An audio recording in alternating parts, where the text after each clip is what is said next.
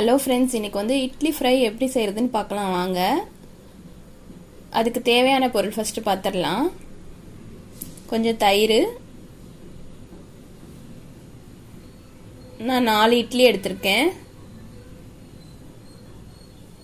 ஒரு பெரிய வெங்காயம் பெரிய பெரிய ஸ்லைஸாக கட் பண்ணிக்கோங்க இந்த மாதிரி. ஒரு தக்காளி, இட்லியை வந்து இந்த மாதிரி 4 நாளாக கட் பண்ணிக்கோங்க, பெரிய பெரிய சைஸில் கட் பண்ணிக்கலாம். ஒரு பாத்திரத்தில் 2 ஸ்பூன் தயிர் சேர்த்துக்கலாம்.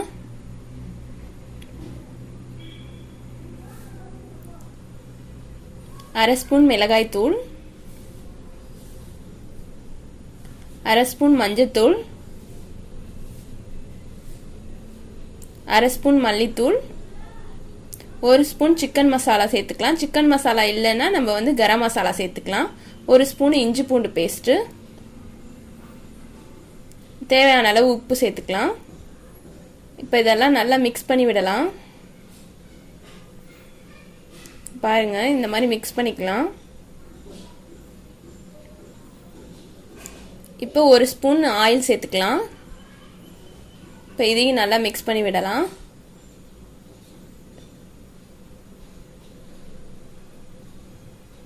பாருங்க, இந்த மாதிரி மிக்ஸ் பண்ணி எடுத்துக்கணும். இப்போ இதெல்லாம் வெட்டி வச்சிருந்த இட்லியை சேர்த்துடலாம். இப்போ இதை நல்லா மிக்ஸ் பண்ணணும். மசாலாலாம் நல்லா இட்லியில் சேர்கிற மாதிரி மிக்ஸ் பண்ணிக்கணும்.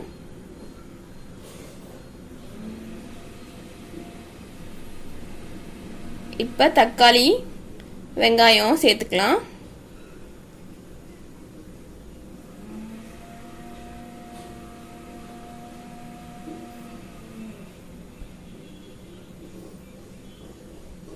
இப்போ இதை நல்லா மிக்ஸ் பண்ணி விடலாம்.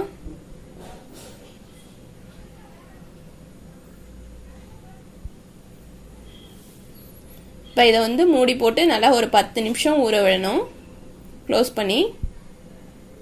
இப்போ ஒரு கடாயில் ஒரு 4 ஸ்பூன் எண்ணெய் சேர்த்துக்கலாம். இப்போ இட்லியெல்லாம் ஆட் பண்ணிடலாம். நம்ம ஊற வச்சிருந்த இட்லியெல்லாம் பாருங்கள், இந்த மாதிரி எல்லா இட்லியும் ஆட் பண்ணிடலாம்.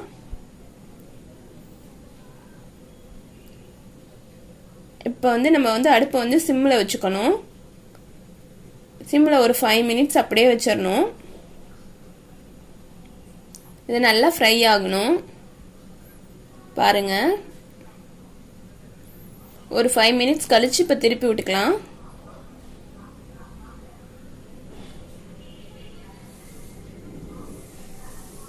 திருப்பி விட்டு ஒரு 5 மினிட்ஸ் வச்சுக்கலாம்.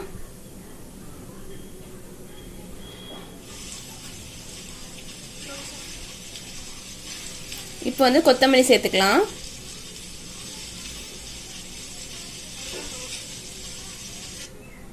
இப்போ பாருங்கள், இட்லி ஃப்ரை ரெடி ஆயிடுச்சு. எப்படி இருந்துச்சுன்னு ட்ரை பண்ணி பார்த்துட்டு கமெண்டில் சொல்லுங்கள்.